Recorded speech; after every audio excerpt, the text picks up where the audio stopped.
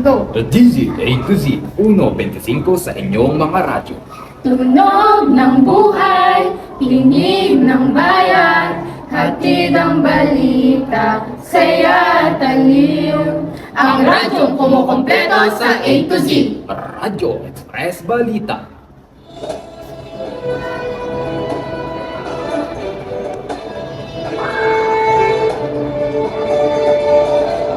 Magandang araw, Pilipinas! Narito ang mga nagbabagang balita para sa oras ng ito. Landslide sa Barangay Matinik Lopez, Quezon, 15 bahay wasak, 30 pamilya na evacuate, daan at paaralan nasira. Pilipinas at Taiwan, pinaigting ang ugnayang pangseguridad sa gitna ng tensyon sa West Philippine Sea. Jesus de Lavin na ispatan sa isang ballet performance sa Amerika. Muling naging usap-usapan online. Pedro Yulo, sanay nasa Japan para sa posibleng paglahok 2028 Paris Olympics. Ito ang mga nagbabagang balita sa oras na ito. Ito ang Express Balita, atid sa inyong mga nagbabagang balita mula sa loob at labas ng bansa. Mga isyong tinututukan at sinusubaybayan ng bayan, Lahat ng ito, kasama ng mga tanong ng sambayanan, ating tatalakayin, susuriin at malalalimin. mula sa bayan ng Quezon, narito ang Dizzy A to Z, nag-aatid sa inyo ng balita. Ito ang Dizzy A to Z 1.25, kinig magsambayanan.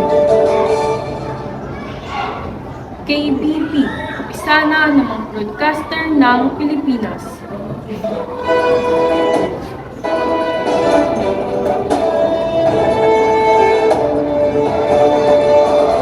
Para sa detalye ng mga nagbabagang balita, Pilipinas at Taiwan, pinaigting ang ugnayang pangseguridad sa gitna ng tensyon sa West Philippine Sea. Lumagdaan dalawang panig sa kasunduang magpapatibay sa kooperasyong militar, pagpapalitan ng impormasyon at joint maritime patrol. Janessa Manalo para sa Express Balita. Samantala, landslide sa Barangay Matinik Lopez, Quezon, nagdulot ng pagkawasak ng bahay, paaralan at kalsada. Magbabalita, Radyo Express, Rosel Isiki. Landslide sa Barangay Matinik, Lopez, Quezon. 15 bahay ang nawasak, 30 pamilya ang lumikas at ilang kalsada at paaralan ang nasira. Dahil sa patuloy na pag-ulan, dulot ng habagat at pagyong krisip. Sinailalim sa Alert Level 2 ang lugar. Ito si Rosel Isipin para sa Express Balita. Muling magbabalik ang istasyon nito matapos sa isang maikling patalastas.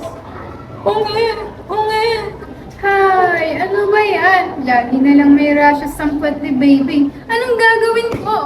Huwag kang mag-alala nanay tatay para sa ginhawa ng iyong baby. Pampers ang sagot. Sa Pampers may 12-hour leakage protection, hypoallergenic at mas komportabling fit sa bawat galaw ng iyong munting anghel. Tiyak na protektado. Kaya tandaan, sa bawat hakbang ni baby, Pampers ang kasama mo. Pampers! Para sa bawat lakad, bawat ngiti, bawat bagong araw, Pampers ang katuwang ni nanay. Kay patuloy na nakikinig sa Dizzy A to Z 1.25, boses ng sambayanan. alas 12:31 ng tanghali, oras natin sa inyo ng Dizzy A to Z, Radyo Express Balita.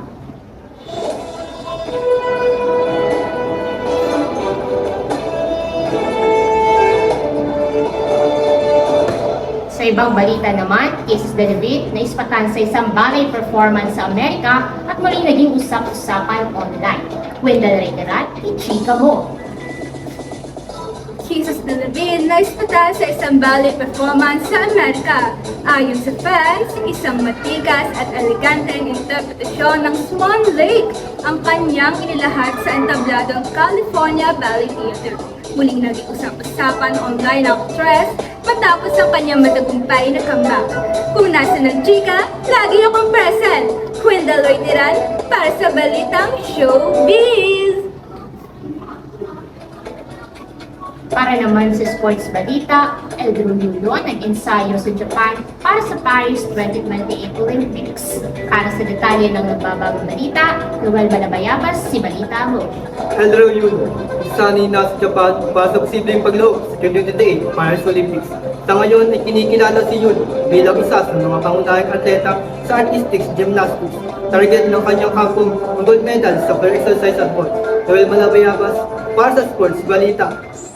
DZ A to Z 1.25 Tunog ng buhay, tinig ng bayan. Mula sa landslide sa Quezon, Hanggang sa ugnayang pangseguridad ng Pilipinas sa Taiwan, Sa pagbabantay sa kalikasan at kaligtasan ng mamamayan, Naging sa aliw ng showbiz balita. At sa tagumpay ng atletang Pilipino.